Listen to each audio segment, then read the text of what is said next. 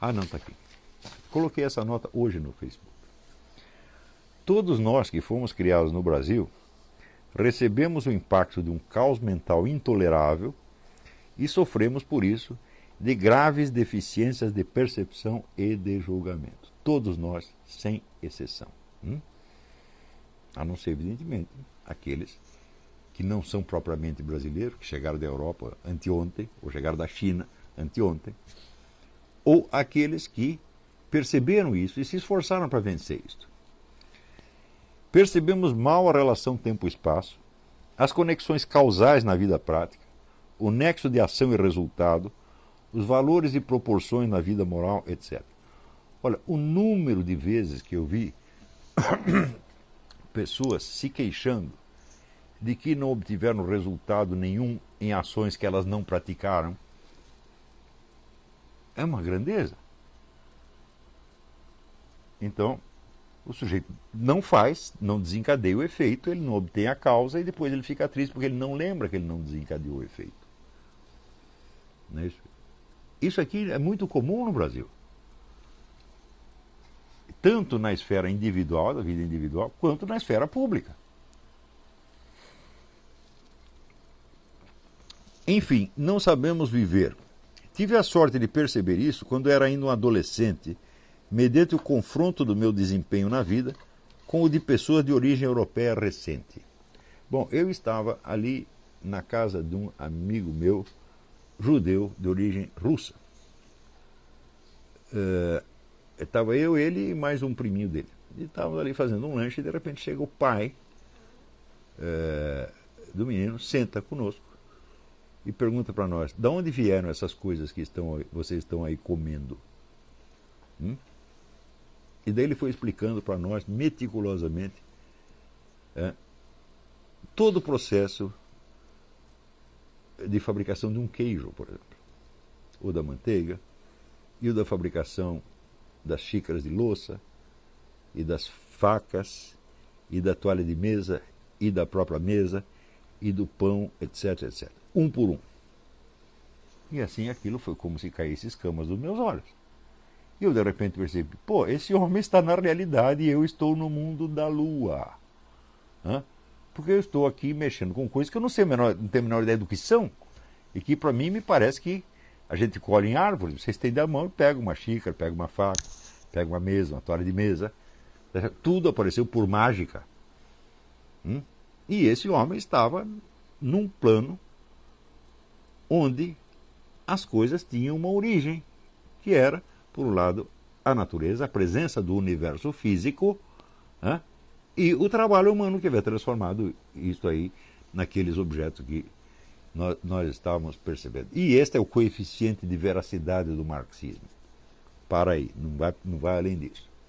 Tá certo? Porém, isso para mim foi um choque de realidade. E eu percebi que só algumas pessoas tinham esta noção densa da realidade. Realidade que se constitui de uma presença física e de uma ação que se desempenha ali e que é o tecido da nossa própria vida. Só algumas pessoas tinham essa noção e todas essas pessoas eram de origem europeia recente. Então, ou o pai tinha vindo da Europa, ou a própria pessoa era húngaro, era russo, era alemão, alguma coisa assim, e falei, eu não vi um brasileiro que tivesse isso.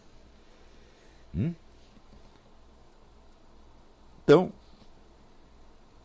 tive sorte de perceber isso quando eu era ainda um adolescente, mediante o confronto do meu desempenho na vida com o de pessoas de origem europeia recente.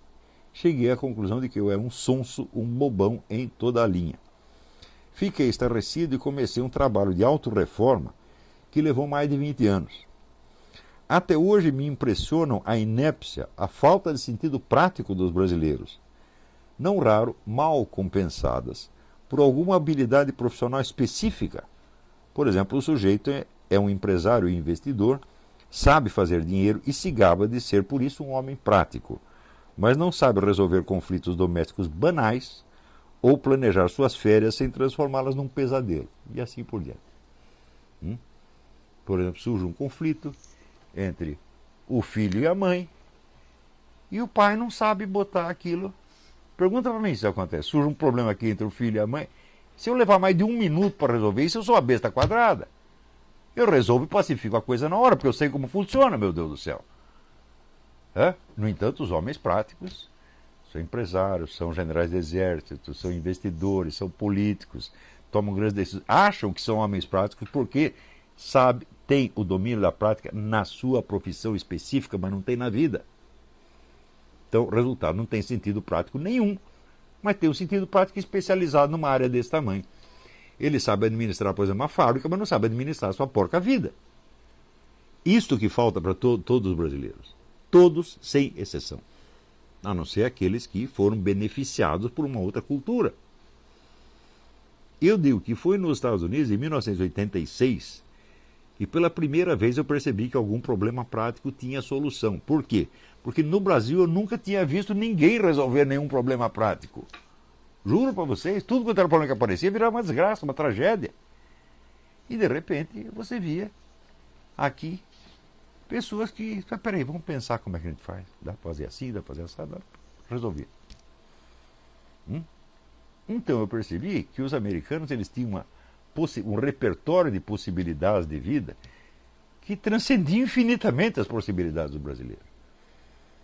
Então eu vi, bom, na América é o lugar do possível e no Brasil é a terra do impossível. Tudo fica impossível. Por exemplo, eu vivo convidando pessoas para vir para cá. Vem passar um tempo aqui.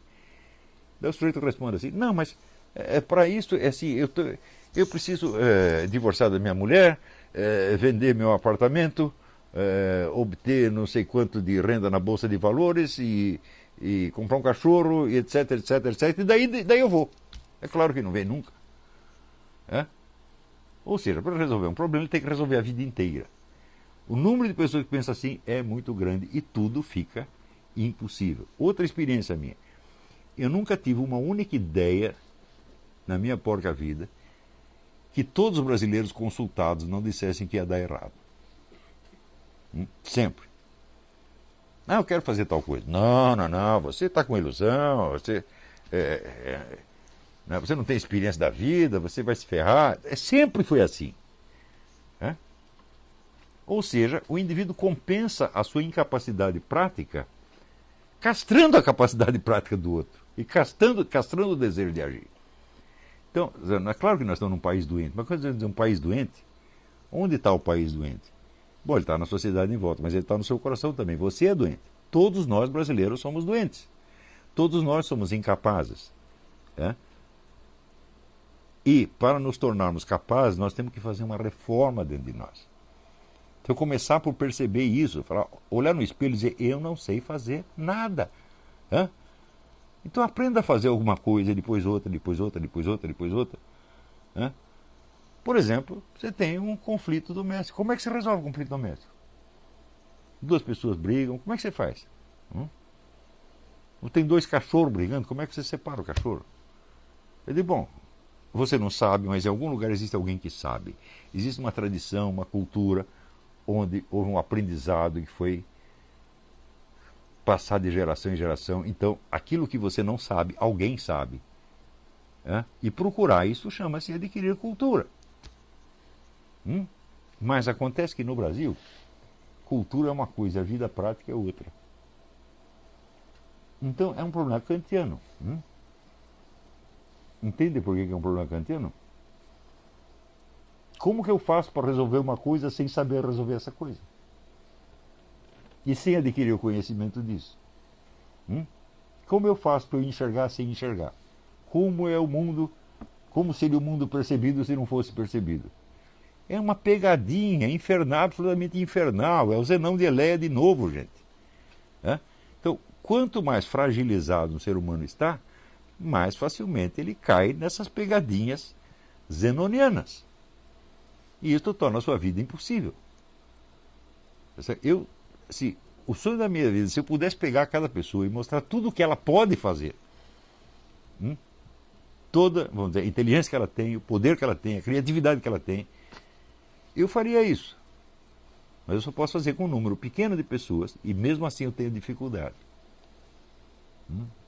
Mas eu sugeriria o seguinte: eu tive a sorte ou a esperteza, sei lá, de não me projetar como formador de opinião antes de aprender e vencer essas inúmeras dificuldades correspondentes às camadas 6 e 7 da personalidade. Pensem nisso antes de passar pito nos seus amigos por alguma opinião que lhes pareça errada. Gente, eu só comecei a dar palpite publicamente com 40 e tantos anos. Não passei pito em ninguém antes. E quando eu passo pito, bicho, é assim, é com toda uma experiência de vida atrás, experiência muito densa. Eu vivi 20 vidas. Eu passei por coisas que as pessoas não conseguem nem imaginar. E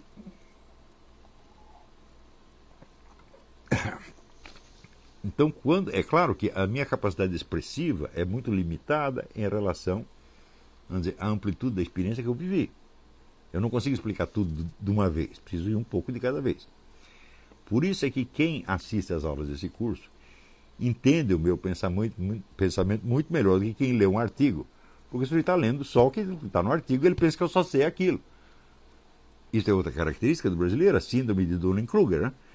A gente nunca pensa, espera, para dizer o que ele está dizendo, o que mais ele precisaria saber além disto?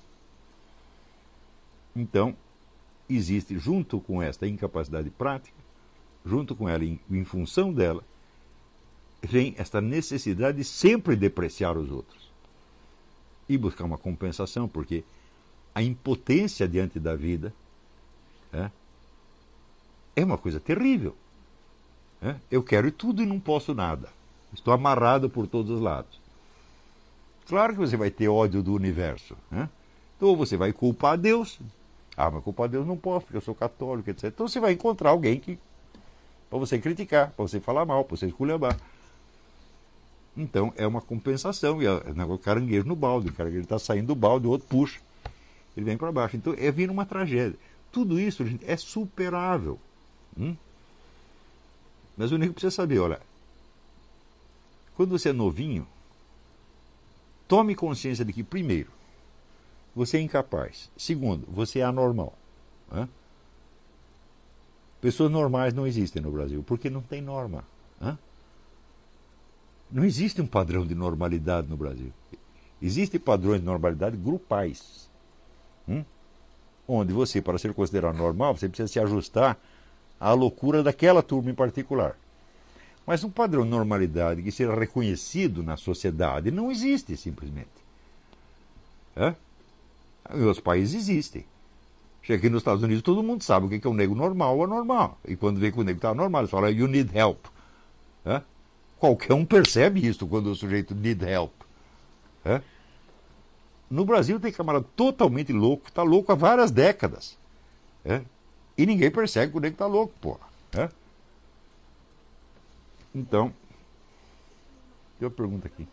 Pergunta talvez meio básica, mas eu acho que pode ser que ilustre o que você está falando.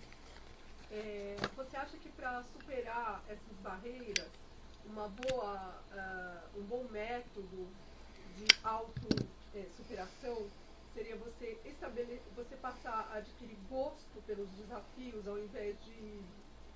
Eu não digo que isso seja um método, o método que se aplica a tudo, mas sem isso não dá para fazer nada. E também objetivos que façam você lançar alvos, né? Que você, por exemplo, quando você percebe que você tem uma incapacidade, a primeira coisa que você tem que perceber e aceitar. Por exemplo, vamos supor, você é covarde. Ótimo, então vamos partir daqui. Eu sou covarde. Como é que eu faço para deixar de ser? Então, primeiro, você tem que conhecer alguma pessoa corajosa. E em vez de você odiá-la porque ela é melhor que você vai ter que aprender com ela, pô. E enfrentar situações E enfrentar situações. A pessoa, se ela não se testa, Claro. Eu, quando era adolescente, eu tive um grande professor de coragem, que era um amigo meu, que era um gaguinho. E por ele ser um gaguinho, baixinho, tá certo? Ele compensava isso com atos de bravuras cada vez maiores. E eu falei, pô, isso aí é legal, eu vou fazer a mesma coisa, porque daí eu vou ficar corajoso como ele. E isso me fez muito bem. Agora, se eu ficasse com raiva dele por ele ser corajoso, eu teria ficado covarde. E assim por diante. Tudo desse mundo dá para você aprender, mas você só consegue aprender aquilo que você ama. Né? E quando você ama uma qualidade, você ama quem possui essa qualidade. E esse amor vai impregnando você das qualidades do outro. Então você pode superar todos os problemas da vida, mas mediante o amor ao próximo. Tá certo? Agora, não buscar a compensação, vamos dizer, do azedume, da crítica. Nunca fazer isso na sua vida. Né? Então,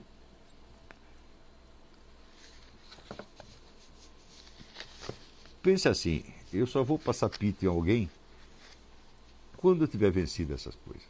Quando eu tiver certeza de que, agora eu consegui a minha sanidade, a minha normalidade, a minha centralidade. Então agora eu sei quem eu sou. Eu tenho um centro. Quando eu falo a palavra eu estou muito consciente do que eu estou falando. Não uso a palavra eu à toa. Quer dizer, quando eu falo eu, estou falando toda a minha história, a minha evolução, a minha autoconsciência, a minha presença diante de Deus quando me confesso. Estou falando tudo isso. Então eu quer dizer alguma coisa. Eu vou dizer, bom, agora eu sou alguém. Talvez ninguém saiba, mas eu sou. Então você tem essa presença para você mesmo. Então o que você faz adquire peso. E esse peso significa poder. É o poder que você tem perante a vida. Não é o poder que os outros te conferem, como por exemplo quando votam em você para ser presidente da República. Esse não é o poder que você tem, é os outros que te derem. Quando eles não quiserem mais, eles tiram de você, não tiraram do Collor. Isso não é poder real. Poder real é aquele que está com você e vai para o túmulo junto com você. E que você não transfere para ninguém. Então, nós no Brasil, precisamos aprender a ter poder, a vencer as nossas coisas. Então, bom, é isso aí. Então, acho que por hoje já falei até demais, não vou responder pergunta. Eu estou viajando daqui a pouco para encontrar os ursos. E sábado que vem provavelmente não teremos aula.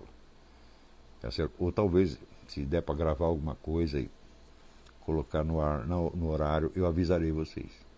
Tá bom? Eu agradeço muito ao Rubens Enderle e ao João Emiliano e ao Ítalo Lorenzon. Essas observações foram realmente muito frutíferas, né? Tá certo? Isso aí, essas coisas ajudam realmente a gente a explicar o que queremos explicar. Então, até a semana que vem ou até outra semana. Muito obrigado.